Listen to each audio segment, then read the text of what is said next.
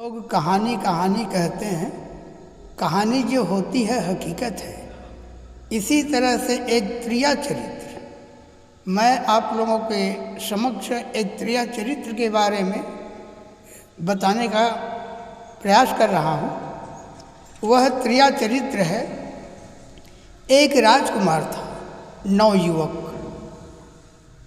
बहुत सुंदर राजकुमार। उसी के मोहल्ले में एक व्यभिचारी औरत थी, वह भी बहुत खूबसूरत थी। जब राजकुमार पढ़ने जाते थे तो उनको देख कर के उनकी मन में इच्छाएं प्रकट होती थी। तो राजकुमार से उन्होंने कहा, राजकुमार कहाँ जा रहे हो? तो राजकुमार ने कहा, मैं पढ़ने जा रहा हूँ। तो कहा उन्होंने कि आप सब कुछ पढ़ चुके होंगे तो पढ़ चुके होंगे, लेकिन त्रिया चरित्र को पढ़ना। त्रिया चरित्र पढ़ने के लिए उनको प्रेरणा दिया। अपने गुरुजी से जाकर के पूछा, गुरुजी आपने मुझे सब विद्या तो पढ़ाया, लेकिन मेरी इच्छा हो रही है कि मुझे त्रिया चरित्र पढ़ाइए। गुरुजी ने उस राजकुमार के बात को सुन करके उनको समझाया, बेटा त्रिया चरित्र पढ़ने की प्रयास मत करो। त्रिया चरित्र जान में खतरा होने का भी संभावना होता है। राजकुमार उन महिला की बात को सुने थे। गुरुजी से कहा, गुरुजी उस समय देखा जाएगा जिस समय मेरे जान में खतरा का संभावना होगा, मैं उस समय संभल जाऊंगा, लेकिन मुझे अवश्य त्रिया चरित्र पढ़ाइए। गुरुजी साल भर समय लेकर के त्रिया चरित्र उनको पढ़ाया और लास्ट में पढ़ा करके उनसे कहा, बेटा अब तुम्हारी त्रिया चरित्र की पढ़ाई हो चुकी, अब तुम जाओ घर। राजकुमार अपना घर आया। घर में आकर के शादी किए। इनकी शादी में 7 राजकुमारियों से शादी की। कुछ दिन इसी तरह से गुजरते गुजरते गुजर रहा था। उनकी पत्नियां एक दिन उनको सोए हुए जान करके रात में, आधी रात के समय, उन्होंने जब एक साधु था जंगल में, उसके पास गए तो थाली में मेव मिष्ठान सजा करके रात के 12 बजे के लगभग गए। राजकुमार अचानक नींद खुला, कोई रानियां नहीं थी। तब उन्होंने पीछा करते हुए जब गए तो क्या देखते हैं कि वह रानियां थालियों सजा हुआ एक साधु की कुटी में जाकर के पहुंच जाता है। छिपके छिपके देखा उन्होंने। छिपके छिपके जब देखते हैं तो सारे कहानी को देखा। उन्होंने पूछा, इतना लेट लगा कि क्यों आई हो? तो कहा, हम अपने राजकुमार को सुलाने में समय लग गया, इसलिए हमें लेट हो गया। तो राजकुमार तुम्हारा बहुत बड़ा, हमसे बड़ा प्रेमी है, ऐसे कहा उन्होंने। तब निकल के कहा कि नहीं, हमसे आपसे बढ़ करके हमारा प्रेमी वो नहीं है, आप ही हैं, और वो जाने ना हमारी बात, ये सोच करके हमने आपसे थोड़ा लेट होने में पहुँचे हैं। उस दिन का तो समय गुजरा। अब जब ये सारी बातें छिप करके और राजकुमार देख रहा था, फिर वो अपने गुरुजी के पास में गए। दूसरे दिन जब दिन में गुरुजी के पास गए, गुरुजी ने कहा, बेटा तुम उनसे पहले रात में अपना भेष बदल करके बीच राह में भेष बदल करके खड़े हो जाना। वह राजकुमार भेष बदल करके पहले से बीच रास्ता में वह खड़ा था। स्त्रियां ठीक समय होने पर अपनी थाली में सजा करके 7 रानियां जब पहुंचती है तो राजकुमार को देखा तो पहचान तो नहीं पाए। उन्हीं से कहा, ए छोकरा, ये हमारे मदद करो, जहाँ तक हम जाएंगे। वह राजकुमार भेष तो बदला हुआ था, पहचान नहीं पाए। उनकी थाली पकड़ करके उस साधु की कुटिया के पास पहुँचे। साधु के कुटिया के पास जब पहुँचते हैं, थाली दे करके वहाँ अंदर जाते हैं तो तुम्हारे साथ कौन आया है? अरे एक लड़का है, इनको किसी तरह से मालूम नहीं हमारे विषय में, ऐसे कहा और उनके साथ वार्तालाप करने लगा। तब इसको ठहरने के लिए जगह दो। जब ठहरने के लिए जगह देते हैं तो उसके अंदर और नौकर थे, उसको कहा, पुकारा अपने शिष्य को और इनको जगह दो रात में ठहरने के लिए। जब वह राजकुमार भेष बदला हुआ था, जब वहाँ जाते हैं तो उसको एक चटाई चारपाई में बिछाए हुए दिया। वो चटाई जेता है तो राजकुमार को उसके गुरुजी ने कहा था कि बेटा तुम्हें कहीं भी समय अगर मिलेगा, चटाई रात में रुकने के लिए आपस समय आ जाएगा तो चटाई को उठा करके उसमें बैठना। गुरुजी की बात याद आया, याद आते ही उस चटाई को उठाया तो देखा तो एक कुएं के ऊपर में वो चटाई ऐसे बिछा था ताकि बैठते ही कुएं में गिर जाता। सावधान हो गया, देखा तो उसके अंदर बहुत से लोग कैद थे। उन्होंने कहा, राजकुमार यहाँ से भग निकलो, नहीं तो हमारी जैसी स्थिति वहाँ तुम्हारी भी ऐसी स्थिति होगी। राजकुमार एन केन किसी प्रकार से जब वहाँ से और भगे तो उनकी जानकारी हो गई। अब हमारा क्या होगा? भगने से राजकुमार का भेष बदल चुका, तब पहचान गए कि हमारे ही राजकुमार है। तब वो स्त्रियाँ अपने गुरु से कहते हैं, साधु से, कि महाराज ये तो हमारा सारा भेद जान गए, अब हमारा क्या होगा? हमारे जान बचेंगे नहीं, इसलिए हमें कोई उपाय बताइए। तब उन्होंने कहा, इसके लिए चिंता मत करो, ये कील ले लो और जो जिससे ज़्यादा प्यार करता है उसके माथे में एक कील गाड़ देना, तब वो सुआ बन जाएगा। सभी रानियाँ इकट्ठा हुए और इकट्ठा हो करके विचार करने लगे कि यह छोटे रानी तुमसे ही ज़्यादा प्यार करता है राजकुमार, तो तुमसे ही यह काम सारा होगा। गए और सब के सब जा कर के उनसे क्षमा याचना मांगा, अपनी भूल की माफ़ी मांगा।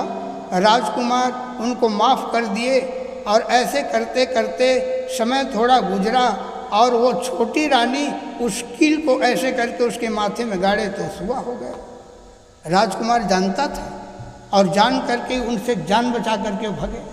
भगते भगते भगते भगते जब गए तो उसके हाथ में नहीं आया, मार नहीं पाया। मार नहीं पाने के कारण से जब उड़ गए तो गुरु से आकर साधु से पूछा कि महाराज वो तो उड़ गए, हमारे हाथ नहीं आए।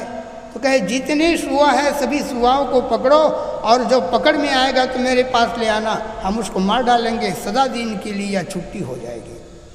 तब रानियाँ 5 सोने की असरफी सुआ लाने वाले को इनाम देता था। एक से एक सुआ पकड़ने वाले पकड़ के ले जाते थे और सबको मार डालता था। लेकिन वह सुआ एक राजा की यहाँ राज्य में जा कर के एक पेड़ में रहते थे। ज्ञानवान था, राजकुमार था, बहुत से सुआ का सरदार बन गया। अब ये पकड़ने वाले जो बहेलिया होते हैं उसी पेड़ में गोंद लगा दिए और गोंद जब लगाए तो गोंद में उसके पैर फंस गया सुआ का और सभी सुआ पकड़ा गया। उसमें वह हेड राजकुमार जो सुआ बना था वह भी पकड़ा गया। ऐसे करते करते जब सवेरे बहेलिया आया तो सबको फंसे हुए देखा और सब फंसे हुए थे। तब अपने हेड जो सुआ था सरदार, उनसे कहा कि हम लोगों का जान कैसे बचेगा। तब उन्होंने कहा, हम लोग 1001 सुआ हैं, सब जैसे मर गया है सुआ ऐसे सुआ काठी मार देना ताकि वो बहेलिया आए और हम सबको मरा हुआ जान करके एक एक गिराए। तो पहले जो गिरा रहेगा वो 1 2 ऐसे करते करते 1000 एक होगा, तब फुर से सब के सब उड़ जाना, ऐसे कहा। अब बहेलिया आया, देखा तो सभी मरे हुए जैसे। तब वह गिराया 1 2 3 मरा हुआ जान करके सब सुबह काठी मार के गिरते हैं, सब पड़े रहते हैं। ऐसे करते करते वो एक हथियार रखा था वह भी गिर गया तो 1001 हो गया और वो पड़ा हुआ था उसका मेन हेड, वो बेचारा पकड़ा गया और सारे सुबह उड़ गए भूर से। अब उसको पकड़ के लाए, अब ला करके कहा, तुम ही सबके सरदार हो और तुम ही पकड़े गए, जितना सुआ गायब हुआ है सबका कीमत तुम्हें ही देना पड़ेगा। मैं रानी के पास ले जाऊंगा और 5 सोने का सरफी मिलेगा। तब वह सुआ कहता है कि बहेलिया, आप सोने की सिक्के की ज़रूरत कह रहे हो, मैं आपको 5000 सोने की असरफी दूंगा। मुझे इस रानी के पास मत ले जाओ और मुझे राम कुमार साहब उसके राजा है उनके यहाँ मुझे ले चलो, ऐसे कहा। और 5,000 मैं सोने के सर्फी आपको दिलाऊंगा। तब उसको पैसा चाहिए, ले गया राम कुमार राजा साहब के यहाँ।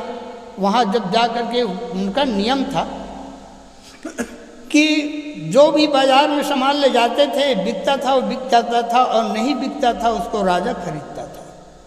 वो सुआ वाले वही जाके बेचा। सुआ का कीमत कितना है, तो सुआ ही अपना कीमत बताएगा। सुआ से पूछते हैं, भैया सुआ आपका कीमत कितना है, तो 5,000 सोने की सर्फी। इतना कीमत से कौन खरीदता? बाज़ार में कोई खरीदार नहीं मिला उतनी कीमत में। सुआ वाले, सुआ बेचने वाले ये बच गए। राजा जहाँ अपने मंत्री से पूछा कि मंत्री आप जाके देखो बाज़ार में किसका सामान रुका है, वह उसको खरीद लेना। जब गए खरीदने के लिए तो वही सुआ। तो सुआ का कीमत कितना है, क्यों नहीं बिका आपका? तो इस सुआ से पूछिए सुआ का कीमत कितना है, तो 5,000 सोने की सर्फी। नियम के अनुसार से राजा सोने की 5,000 सर्फी दे करके सुआ को खरीद लिया। सुआ को रखवाली के लिए अपने बेटी के पास रखे थे, इसको खाना दाना देना। सुआ अद्भुत सुआ है, ये अच्छी अच्छी ज्ञान की बातें बताता है, मनुष्य जैसे बोलता है। ऐसे सोच के अपने लड़की के पास में रख दिया। एक दिन लड़की इसी तरह से देते देते उसको सुंदर स्नान करवाए तो किल निकल गया। संजोगवश किल निकल गया तो सुंदर राजकुमार बन गया। जब राजकुमार बन जाता है तब अचंभा हो गई। सारी कहानी राजकुमारी को बतलाया और कहा इस तरह से मेरे मस्तक में इस किल को डाल दो, नहीं तो आपके पिता विश्वास नहीं करेंगे। जब तुम्हारे पिता सब इकट्ठा होंगे उसके बीच में खोलना, ऐसे कहा। राजकुमारी इसी तरह से दिन को सुआ बना देते थे और रात को राजकुमार बना के अपने साथ रखते थे।